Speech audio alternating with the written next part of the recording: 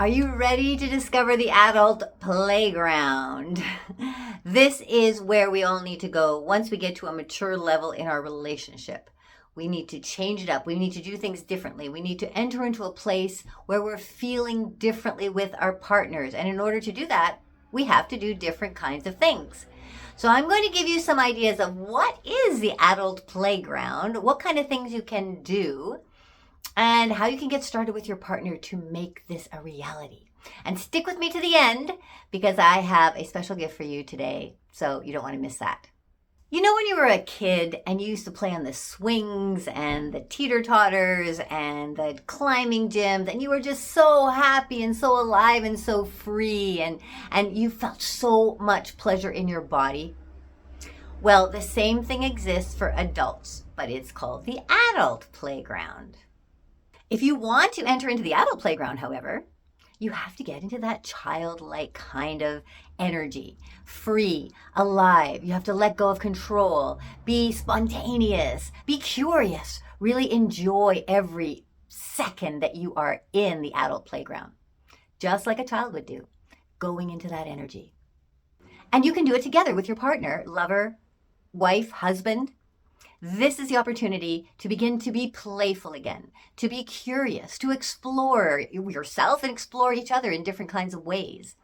So look at this like the umbrella of the adult playground. And let's go in and find out, what is Lianna talking about here? Now, there are different kinds of adult playgrounds, and it really depends what turns you on, what gets you excited, you and your partner. What is the next step that you are going to take together in order to do something different to create an intimate and sexual life that is more passionate and fun and playful?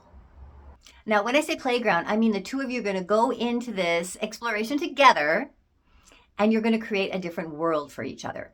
So first thing that I suggest is when you go into the playground, before you go into the adult playground together, is that you create a different name for each other. So instead of your regular names, change them up. Change them to the you, the side of you, the other part of you, the other personality of you that likes to play and have fun and be spontaneous and crazy and wild and doesn't care about what's going on outside there. You're going to be really loving and being present in this world. Now, I did that when I entered the adult playground. My name's Lianna, of course, and I changed my name to Gabrielle. Well, Gabrielle was way more sexy and fun, and she didn't worry about her kids. She didn't think about what she's going to make for dinner tomorrow night. She didn't think about the grocery list. She didn't think about her job. She went in to have fun. She went in to tap into her sexuality and to feel alive within her sexual energy. So choose a name. Choose a name that suits you. Get your partner to choose their name. And when you use those names, you know that we're going into the adult playground, honey. Now let's talk about some different places that you can go into, some different playgrounds. And I'm going to give you the title of the playground, and we're going to talk a little bit about what that kind of playground might look like. And just feel it out for yourself. Is this the step that I want to take first? Is this kind of turning me on and getting me excited to go in this direction? And if it is, and even if it just gives you a little smile, like, ooh, that's exciting. Ooh, that's kind of scary, but that sounds kind of fun.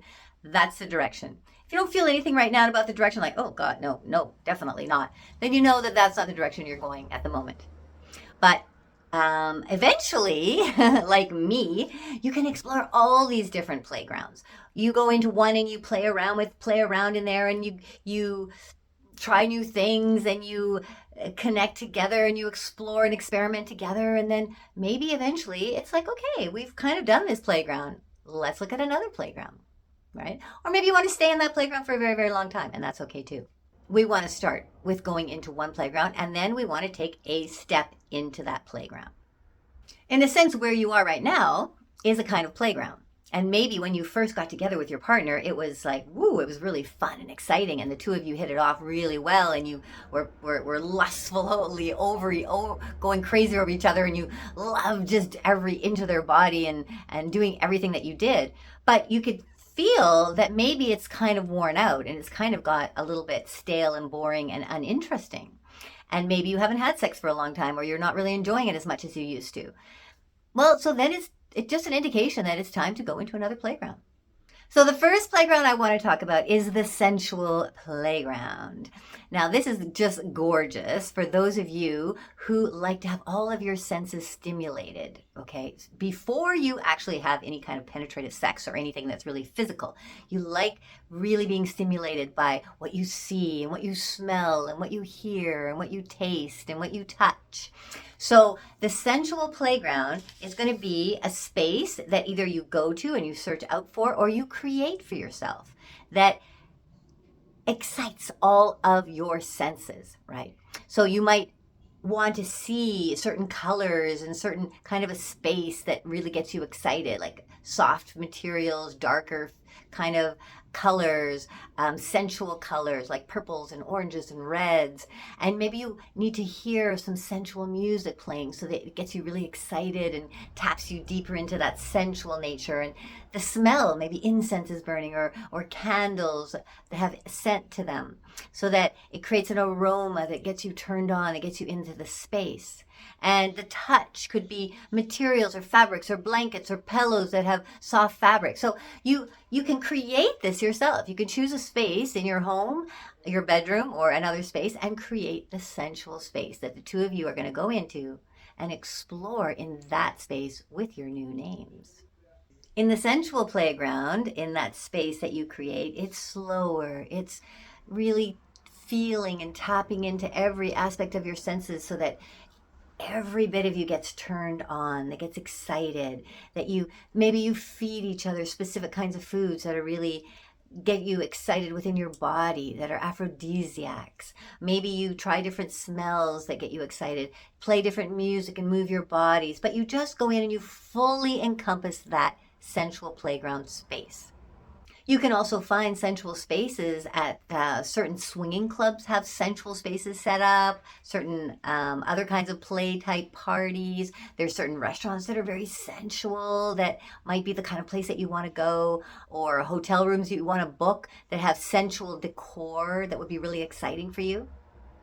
So be creative. Go outside the box and create that sensual playground space. Have fun with it. Enjoy this journey of entering into the sensual dimension and go big. Don't stop. Like thinking about all the other kinds of things you can add to the sensual space, like maybe a lava lamp could be very sensual in that space, or certain kinds of flickering lights, or certain kinds of sounds or music. So really explore and love creating it. The next adult playground that I want to talk about is the kinky adult playground. And this is when you get turned on by things that are outside the norm of play. So it's not just about penetration, it's about playing around with other kinds of things that get you turned on. So it could potentially be a submissive and dominant scenario where you like to be the sub, which means you like to be taken control of and told what to do in different kinds of ways. Or maybe you like to be the dominant, where you like to be the one in charge to tell your partner what to do and how to do it. If that kind of gets you excited and turned on, you like the idea of being dominated or being subjugated, then you can enter into the kinky playground. Um, you may also have some other kinds of things that you like to do that are just not as typical as you would normally hear about. And that's okay. So, in order to enter into that playground with your partner, you have to talk about it. You have to open up these kinds of desires that you have so that your partner knows. You can present it to them and say, hey, I have this flogger and I've always wanted to try it out. Can we just play around with this for a bit? That is kind of a kinky scenario. Or I would like to go check out this event where there's a little bit of kinky play going on. Let's go see what people are doing and what kind of kinky play is available to us. It really turns me on to see another person spanked or get spanked myself. This is somewhere where you have to dig in a little deeper and open up the possibilities. Again, you want to be creative. You want to be out there. You want to be big with these kinds of things. I've played a lot in this kinky playground and I love it. It's endless, really, of the kind of scenarios that you can set up. I really liked being spanked initially. I liked playing the submissive games. I like to be the dominant as well.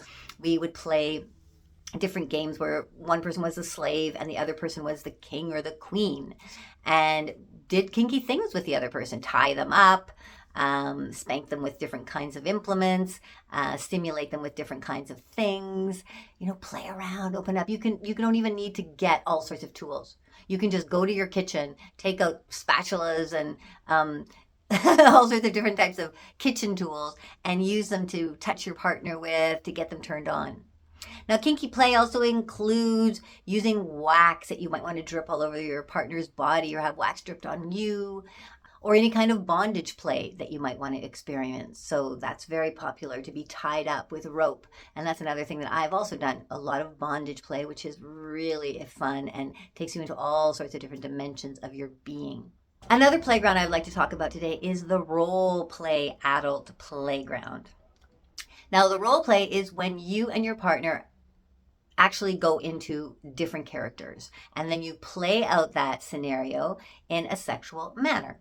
So this is very exciting, and this can be incorporated, like the sensual, the kinky, the role play can all be intermingled, but we can break them down a little bit if you want to talk about it specifically. This is definitely where one person is a more dominant role and another person is in a more submissive role. But you don't necessarily have to do anything kinky here. You're just pretending you're different characters, working up the energy and the heat within those characters, creating sexual innuendos and tension, and then eventually, you actually have sex, but you're so turned on by that because you're that character and you're really feeling the sexual energy moving in your body, and you just want to be in that character and be that person having sex, right?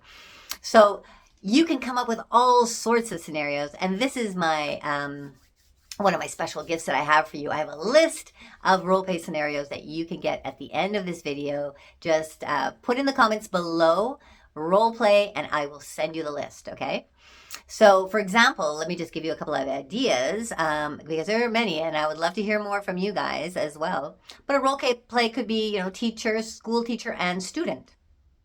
So the student needs to get better marks, so he or she comes to their teacher to discuss how that's possible. What can I do so that I could get better marks? And you just go into the role play. You dress up for the role play. You get into the character. You prepare for the event that you're going to have with your partner, and then you do it, and you have fun with it, and you play around with it. It's your playground of the role play, and if you can really stay in those characters, you will see that it could be such a turn on. This could always also extend to one being sort of the masseuse and the client. There could be the hooker and the client.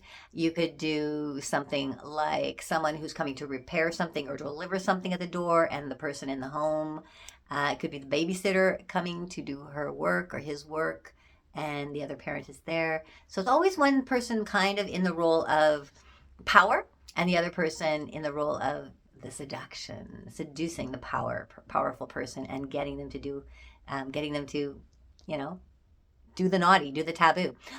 And taboo, again, this can also include the taboo kind of role plays where it's the father and the daughter or the uncle and the niece or nephew, right? So you go into those characters and just play in the roles. It's nothing to do with who you are as a father or mother or uncle or nephew or niece or aunt or anything. It's just a role play scenario that can really be exciting.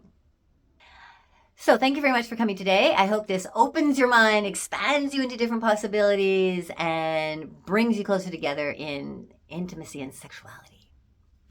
Much love making.